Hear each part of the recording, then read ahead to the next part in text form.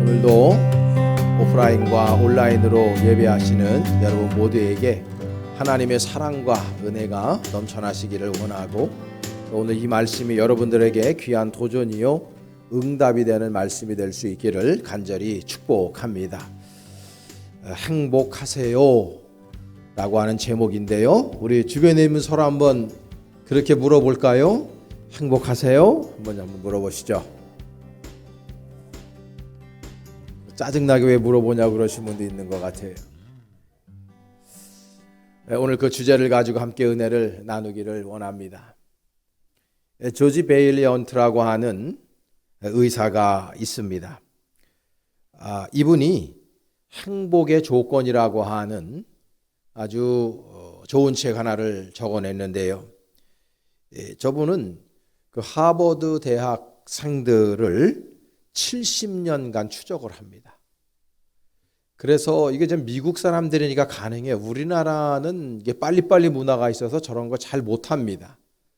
근데 하버드 대학생들을 중심으로 해서 70년을 연구해서 적어놓은 책입니다. 그래서 이 사람들이 행복하게 사는가, 행복하게 사는 사람과 행복하지 않은 사람에게는 어떤 차이가 있는가, 그 주제를 가지고 적어놓은 책입니다. 그런데 대부분 행복한 사람들에게는 7가지의 조건이 있었다라고 하는 것을 밝혀내요. 첫째는 뭐냐 하면, 사람들이 삶을 살아가면서 때로는 고통을 당할 때가 있어요. 그게 육신적인 고통이든 정신적인 고통이든 다양한 고통이 오게 되는데, 그 고통에 대응하는 성숙한 방어 기제들이 있어요. 이 사람들은요. 그런 사람들이 행복하다. 그러니까 고통을 잘 넘길 수 있는 그런 능력이 이 사람들에게 있었다라는 거예요. 두 번째로는 교육 수준이고요. 세 번째로는 안정된 결혼 생활이고, 그리고 네 번째는 금연, 다섯 번째는 금주, 여섯 번째는 운동, 그리고 7번째는 적당한 체중. 이 7가지를 가지고 있는 사람들은 거의 예외 없이 행복한 삶을 살아가고 있더라. 그렇게 이제 이야기를 하는 거예요. 그러면서 이분이 이 책에서 결론을 뭐라고 내냐면, 이 모든 조건들을 통칭해가지고 결국 삶에 있어서 가장 중요한 것은 관계다 그랬어요. 관계. 서로 간의 관계.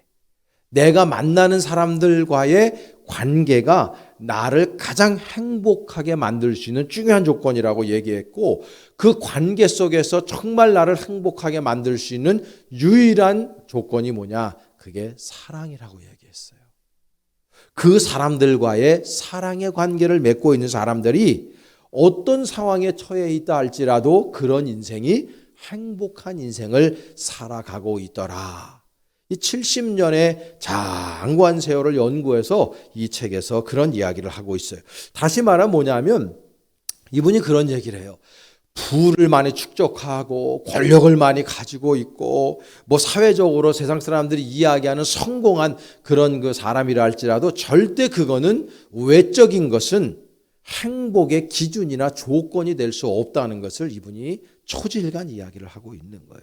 결국은 관계라는 거죠. 사랑의 관계를 얼만큼 맺고 살아가고 있느냐. 그것이 우리의 행복의 가장 중요한 조건이라고 이야기하고 있는 것입니다. 플라톤은 행복의 조건을 5가지로 이야기했어요. 아주 재미있어서 제가 소개하는데요. 이분은 그런 얘기했어요. 먹고 입고 살고 싶은 수준에서 조금 부족한 듯한 재산을 가지고 있으면 행복하다. 그 다음에 두 번째로는 모든 사람들이 칭찬하기에 약간 부족한 용모를 가지고 있는 게 행복이다. 저 같은 사람이죠. 저 같은 사람. 제가 볼 때는. 그 다음에 자신이 자신 있게 생각하고 있는 것에서 사람들이 절반 정도만 자신을 알아주는 명예가 있으면 된다. 그 다음에 또 하나는 겨루어서 한 사람에게는 이기고 두 사람에게는 지는 체력을 가지고 있으면 된다. 그리고 마지막 다섯 번째는 내가 어떤 연설을 할 때에 반 정도만 나에게 박수를 쳐줄 수 있는 말솜씨만 있으면 된다. 이렇게 얘기했어요. 그러니까 이 플라톤의 행복의 조건이 뭐냐면 완벽한 게 아니라는 거죠. 무엇을 많이 가지고 있고 다른 사람들이 없는 것까지 내가 다 소유하고 있는 것, 그것이 나를 오히려 불행에 이끌지 나를 행복으로 이끌지 못한다. 플라톤은 그냥 모자란 것, 조금 부족한 것, 그것이 오히려 우리를 행복의 길로 이끌어간다라는 것을 플라톤이 간파하고 이야기를 하는 것입니다. 여러분들은 지금 이 설교를 들으면서 어떤 생각을 하고 계신지 참 궁금해요. 여러분들은 어떤 것을 가지고 어떤 것이 없을 때 행복하다고 생각하나요? 여러분들의 행복의 기준은 무엇인가? 제가 지금 여쭙고 있는 거예요. 한번 생각을 한번 해보시죠. 우리는요, 항상 지금 이 매스미디어의 시대를 살아가고 있지 않습니까? 그래서 이 매스미디어를 통해서 무차별적으로 쏟아지는 광고들에 우리는요, 무방비로 노출되어져 있습니다. 그 광고들이 공격적으로 하나같이 말하는 제품들이 있어요. 그래서 그 매스미디어를 통해서 우리들은요, 그거를 소유해야 된다고 생각해요. 그 모든 매스미디어가 우리들의 모든 뇌를 자극하고 우리들의 뇌를 완벽하게 하나의 그 노예로 만들어 버렸어요. 그래서 너 그거 소유해야 돼. 그걸 가져야 돼. 그걸 해빙해야 돼. 그래야 너는 행복한 인생이야. 이렇게 만들어 버렸다고. 그래서 그거를 해빙하면 내가 행복하고 그것을 내가 소유하지 못하면 불행하다고 그렇게 만들어 버렸어요. 이 세상이 우리를. 여러분, 거기에 절대 속으면 안 돼요. 자본주의는 사실 행복이라고 하는 허상을 만들어냈다. 의식 있는 심리학자들은 다 그 이야기를 합니다. 이건 허상이다. 자본주의가 만들어낸 허상이다. 자본주의는요, 눈으로 볼 수 있고 손으로 만질 수 있는 것, 그걸 내가 해빙할 때에 당신은 정말 행복할 수 있다고 거짓말하고 있는 것입니다. 여러분, 사람이 진짜 행복한 거는요, 외부의 조건으로부터 오지 않아요. 여러분들은 조금만 생각해 보면 아는 거예요. 다 내부로부터 오는 거예요. 내부로부터. 영국의 유명한 철학자인 제러미 벤덤이라고 하는 사람, 많은 사람들이 알고 있죠. 이 사람이 주창한 게 뭐냐 하면 공리주의라고 하는 것입니다. 그래서 최대 공약수, 최대 다수의 최대 행복이라고 하는 말을 만들어냈죠. 이 사람이. 이거 공리주의라고 하는 거예요. 그건 거짓말입니다. 이 사람이 계속해서 주장한 것이 뭐냐면 많은 것들을 소유하면 그러면 그 사람은 행복하다. 당신들이 어떤 것에 대해서 쾌락을 느끼는 것, 그것이 행복한 것이다. 이렇게 얘기했거든요. 그 서양 철학을 이 동양 사람, 특히 우리나라 사람들이 굉장히 많이 받아들였어요. 근데 여러분, 그거는 잘못된 거짓말입니다.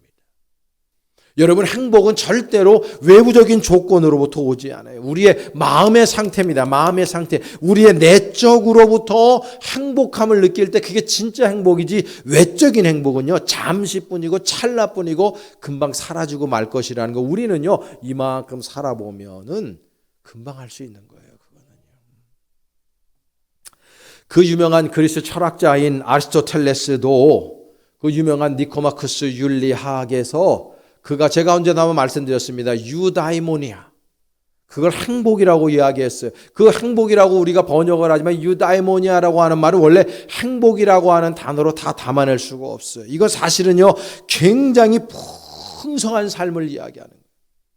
의미 있는 삶을 얘기하는 거예요. 유다이모니아는 그냥 행복하다, 그런 것으로 끝나는 게 아니라 매우 가치 있고 행복하고 만족하고 풍성한 삶을 살아가는 것이 유다이모니아인데, 그거를 추구해야 된다고 아리스토텔레스도 이야기했다.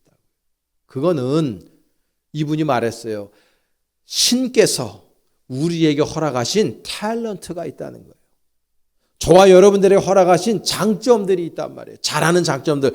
그거를 지속적으로 추구할 때 오는 감정이라고 얘기했어요. 여러분들이 하나님 앞으로부터 받은 그 탤런트들이 있어요. 그걸 가지고 나 자신뿐만 아니라 우리 주변에 있는 사람들에게 베풀며 나누며 함께 더불어 살아가는 그런 삶을 추구할 때 진정한 행복감이 온다고 이야기하는 것입니다. 여기에는요, 소유 개념이 없어요. 다른 사람보다 재산을 많이 축적해가지고 아닙니다.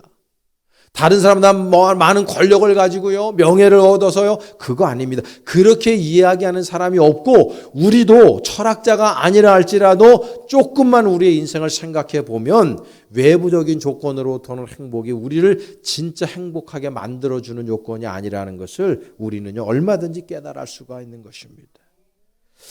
중요한 건 고대 사회나 지금 현대 사회나 어느 사람이든지 공통적으로 나타나는 게 뭐냐면 인간은 다 행복을 추구한다는 거예요. 어쨌든 간 행복을 추구해요. 여러분 행복하게 원하시죠? 왜 대답을 안 하세요? 그 목사님 짜증나게 물어봐야 나 지금 불행해 죽겠는데, 이런 분들이 있는 것 같아요. 모두가 다 행복하길 원하지 행복하게 원하지 않는 사람은 한 사람도 없어요. 옆에 있는 분 얼굴 한번 쳐다보세요. 그 얼굴이 행복한 얼굴인가 아닌가? 그렇다면 여러분, 성경에서는 그러면 행복함에 대한 개념을 뭐라고 얘기하고 있는가? 어떤 사람이 정말 성경에서는 행복한 사람이라고 이야기하고 있는가? 이게 오늘 이제 저와 여러분들이 잠깐 나눠야 될 주제입니다. 오늘 제가 시편 말씀을 통째로 1편을 쭉 읽었습니다. 여러분, 시편은 150편으로 되어져 있어요. 모든 성경 중에서 가장 방대한 양을 가지고 있는 것입니다. 그래서 이 1편부터 시작해서 150편. 그래서 150편을 할렐루야로 끝나요. 근데 여러분 보면은요, 정말 이 시편 기자가 이야기하는 우리 그리스도인들의 진정한 행복의 조건이 뭐냐?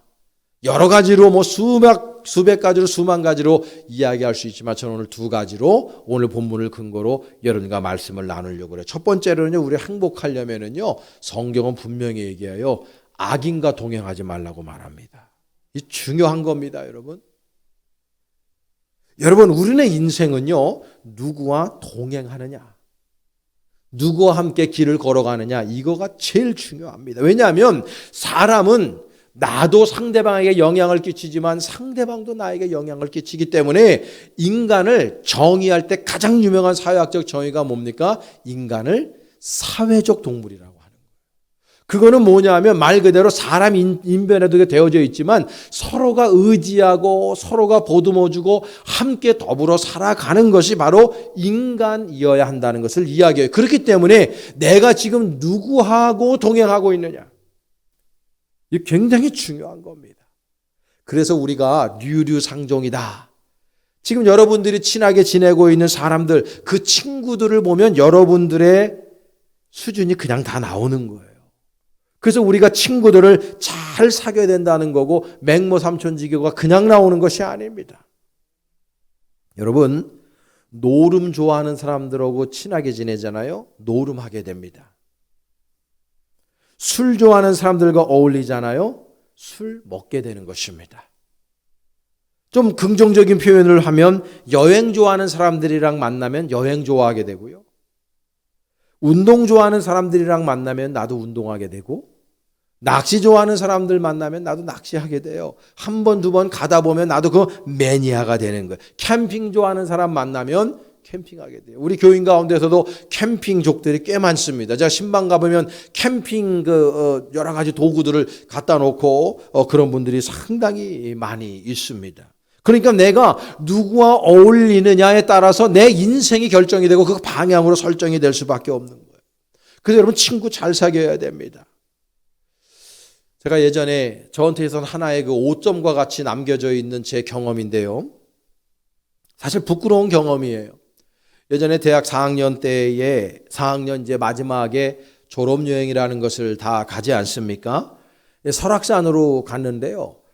저 비롯해서 5명, 그러니까 저 포함해서 6명인데 5명의 친구들, 뜻맞는 친구들이 학교에서 가는 설악산으로 똑같이 가긴 했는데 글로 안 가고 6명이 따로 방 잡아가지고 우리끼리 놀자, 그리고는 같이 이렇게 3박 4일을 졸업여행을 따로 한 적이 있습니다.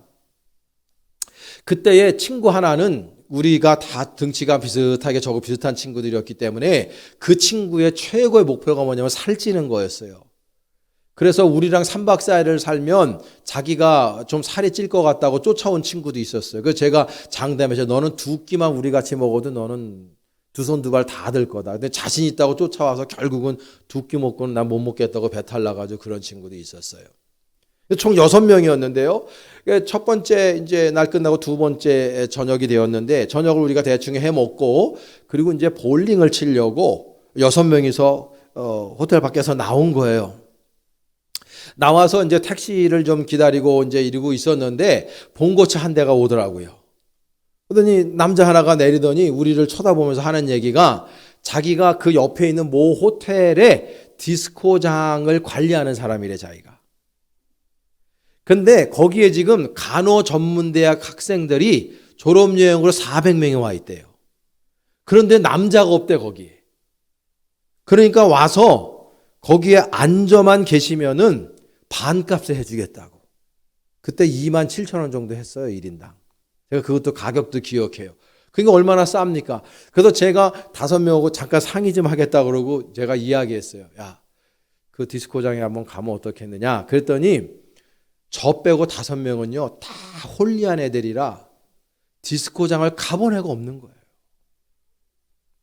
그때 이제 군대다 갔다 오고 저는 결혼을 그때 9월, 10월이었기 때문에 그 다음 년도 2월에 제가 결혼했기 때문에 결혼을 앞두고 있었고 목회도 준비하고 있었고 그건 저뿐만이 아니에요. 거기 있는 5명의 친구들이 다 지금 목회하고 있거든요. 그 친구들 똑같은 상황이었어요. 그래서 제가 그 친구들을 설득했습니다. 그래도 한번 가서 놀자.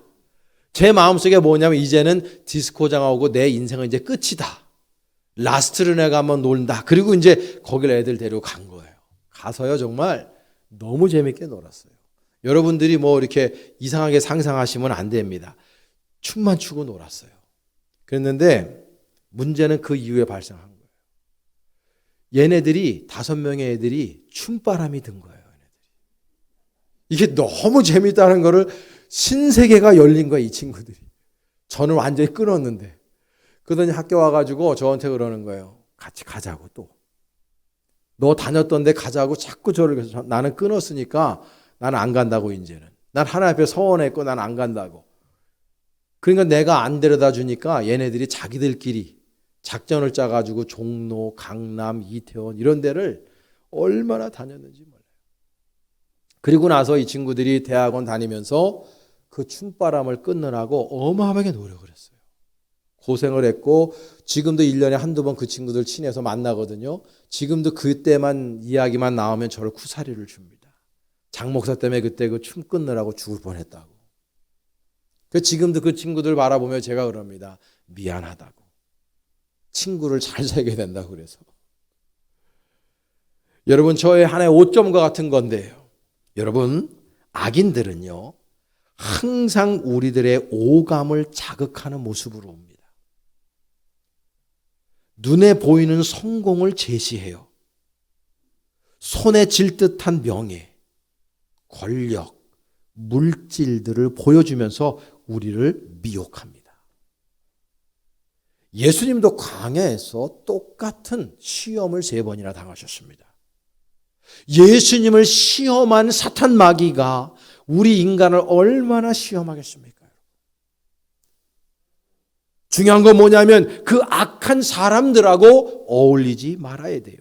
오늘 1절 말씀에 보면 복 있는 사람은 악인들의 꾀를 따르지 아니하며 죄인들에게 서지 아니하며 오만한 자들의 자리에 앉지 아니한다고 표현하고 있어요.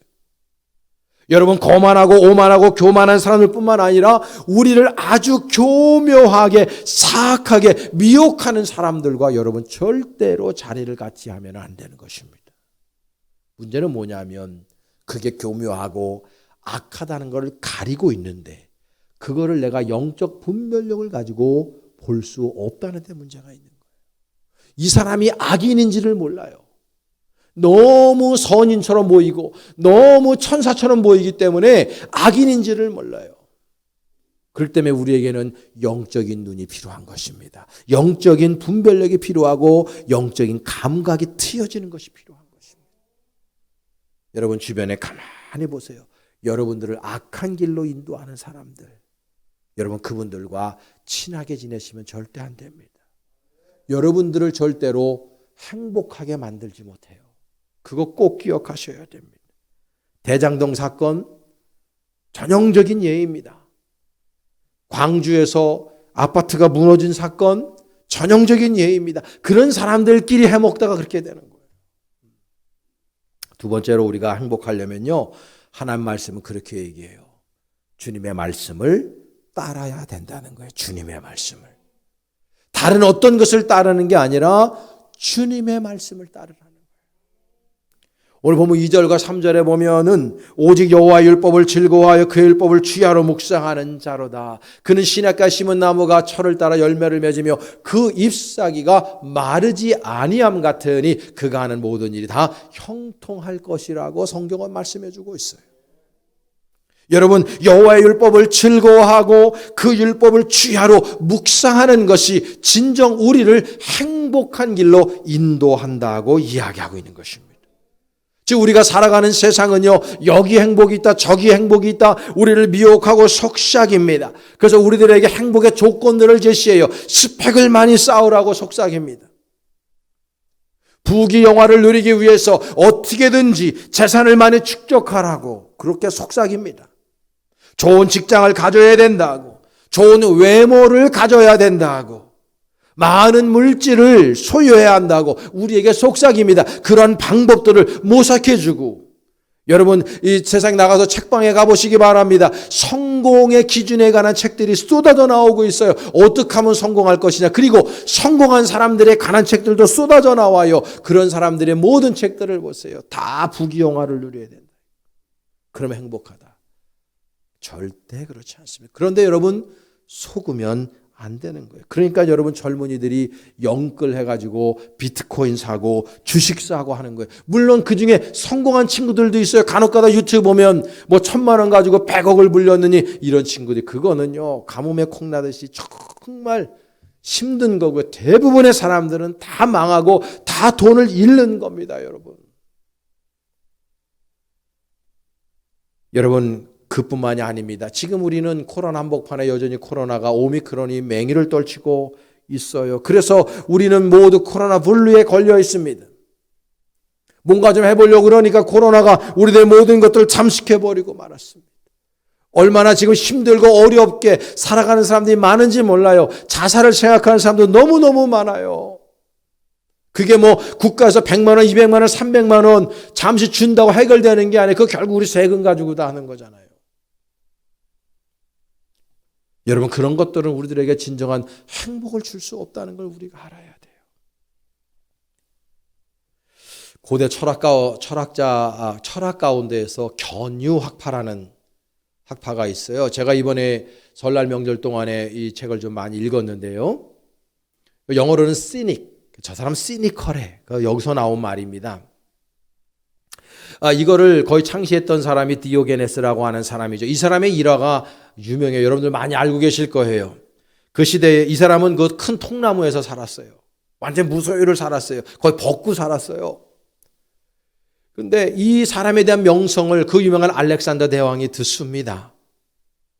너무 귀한 분이기 때문에 이 디오게네스에게 와서 내가 당신에게 정말 내 나라의 절반이라도 주면서 당신을 부귀영화로 올려줄 테니까, 권력을 줄 테니까 나와 함께 가자고 스승으로 모시겠다 하고, 그래서 자신의 군졸들과 더불어서 디오게네스를 찾아온 겁니다. 그때 이 사람은요 목욕탕 안에 있었어요. 디오게네스가 그 프로포즈를 들으면서 뭐라 그랬는 줄 아십니까? 저를 좀 비켜달라고. 당신이 지금 내 햇빛을 가리고 있다고. 그리고 끝나는 거예요. 그 대왕 앞에서 내가 지금 받고 있는 햇빛을 당신이 가리고 있으니까 좀 비켜달라고. 사실 생명 걸고 그 얘기한 거예요. 위대한 대왕 앞에서 어떻게 그렇게 당당할 수 있어요? 오늘 죽어도 좋다는 거예요. 그래서 나중에 알렉산더 대왕은 그 유명한 또 말을 했죠. 내가 만약에 이런 대왕이 아니었고 이런 군주가 아니었으면 나는 디오게네스처럼 살길 원한다고. 그렇게 이야기할 정도였다. 이분이 그래서 견유학파에서 주장하는 게 그거예요. 행복에 관해 이렇게 규정합니다. 행복은 유독한 생활이다. 유독하다는 것은 다른 것이 아니라 외적인 조건에 좌우되지 않는 삶이다. 그렇게 표현했고, 신은 아무것도 필요하지 않으므로 아무것도 필요하지 않게 사는 것이 진짜 행복하고 신을 닮은 삶이다. 이렇게 얘기했어요. 그러니까 세상 사람들은 무엇이든지 다 소유하고 무엇이든지 다 가지려고 노력하고 그 가지면 행복하다고 생각했지만 정말 깊이 있게 철학을 하고 인생을 정말 행복하게 산 사람들은 정반대로 생각했다는 걸 우리가 알아야 돼요. 버리는 삶이었어요. 포기하는 삶이었어요. 내려놓는 삶이었어요. 거기에서 진정한 행복이 온다는 걸 이 사람들은 깨달은 거예요. 이 견유학파는요, 사실 사도 바울과 그 이후에는 스토아학파에도 영향을 줬지만 바울이나 예수님에게도 영향을 준 거죠. 예수님도 무소유잖아요. 사도 바울도 무소유지 않습니까? 정말 우리가 성경에 나타나고 있는 수많은 위인들 보세요. 그 사람들이 많이 가져가지고 행복했던 사람이 있습니까? 그 유명한 솔로몬도 여러분 부귀영화 그 이전에도 그 이후에도 없을 만큼 하나님이 허락하신 그 사람도 전도서에서 뭐라고 고백합니까? 헛되고 헛되니 헛되고 헛되도다. 외부적인 것으로는 나를 진정 행복하게 만들 수 없다는 것을 초지일간 이야기하고 있는 겁니다. 사랑하는 여러분, 하나님의 말씀을 묵상하시는 것이 행복인 줄 경험하시기를 바랍니다. 하나님과 동행하는 거예요. 그분을 뜨겁게 사랑하는 거예요. 제가 설교 모두에 말씀드렸듯이 베일런트가 말한 것처럼 결국 관계예요. 사랑의 관계. 얼마나 내가 우리 주님을 사랑하는가. 그 사랑을 가지고 얼마나 내가 우리 주변에 있는 사람들을 사랑하고 있는가. 나는 그분들에게 얼마만큼 나 자신을 내어주고 있는가. 얼마만큼 나는 주님의 사랑으로 그들에게 베풀며 살고 있는가. 그저 내가 많이 소유하려고, 많이 배우려고, 많이 가지려고, 스펙을 쌓으려고, 부귀영화를 누리려고 하는 인생이 아니라 어떻게 하면 내가 다른 사람들을 위해서 그 사람들의 기쁨, 그 사람들을 행복하게 만들고 그 사람들 올곧게 세워지기 위해서 살아갈 수 있을까? 이거 고민하는 사람이 더 행복한 사람이라는 것을 우리에게 가르쳐주고 있는 것입니다. 우리 모든 교우들이 정말 예수 그리스도의 말씀 따라서 주님을 뜨겁게 사랑함으로 말미암아 행복할 수 있기를 간절히 원합니다. 말씀을 사모하시고 예수님을 사모하시고 타자를 여러분 사랑하시기를 바랍니다. 아름다운 관계를 통해서 여호와께 영광 올려드리며 날마다 악인들과 동행하는 인생이 아니라 하나님과 동행하는 인생을 통해서 저와 여러분의 인생이 날마다 행복한 인생 살아가실 수 있기를 간절히 축복합니다. 기도하겠습니다.